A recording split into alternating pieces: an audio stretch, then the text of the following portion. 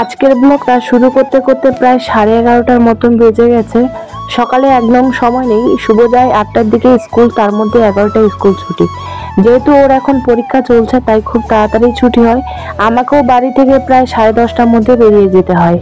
সমস্ত কাজ করে ওকে আর আনতে যেতে পারি না অন্যান্য দিনের মতন, তবে আজকে এসে তারপরে কাজগুলো করছি, যেমন কাপড় কাচা, বাসন মাজা এগুলো রেখে যাই, তারপরে ঠাকুর পূজা টুজা দিয়ে চলে যাই। এদিকে ওকে এবার স্নান করিয়ে ওকে খাওয়াতে বসেছি।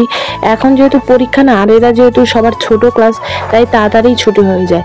যদিও 3টা ক্লাস তাড়াতাড়ি ছুটি হয়, আর 3টা ক্লাসের পরে আবার শুরু হয় পরীক্ষা। তাড়াতাড়ি বেরোনোর কারণ, আমাদের রাঙামাটি রেলগেটটা নিয়ে অনেকেই নিউজ দেখেছো, সেটারই হচ্ছে সবচেয়ে বড় প্রবলেম। আমি রেলগেট ক্রস করে তারপরে টোটো ধরি, আবার কিছুটা পথ টোটো ধরে নেমে আবার কিছুটা পথ হেঁটে যেতে হয়। সেই কারণের জন্য আধা ঘন্টা তাড়াতাড়ি বেরিয়ে পড়ি। আগের থেকেও এখন শুভ যত বড় হচ্ছে, সকালবেলাটা ঠিক তত বেশি খেতে পারছে না। দুধ বিস্কুট ছাড়া তো তত বেশি আর কিছু খেতেই পারে না। টিফিনে সবসময় ভারী খাবার থাকে, তবে এখন হয়তো সময় কম থাকার কারণে ও টিফিনটাও স্কুলে খেতে পারে না।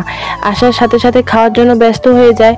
তারপরেও যাই হোক, স্নান করি একেবারেই খাবারটা দিয়ে নিই। আজকের ভিডিওটা এইটুকু। সবাই ভালো থেকো, সুস্থ থেকো। আবার দেখা হবে নতুন ভিডিও নিয়ে।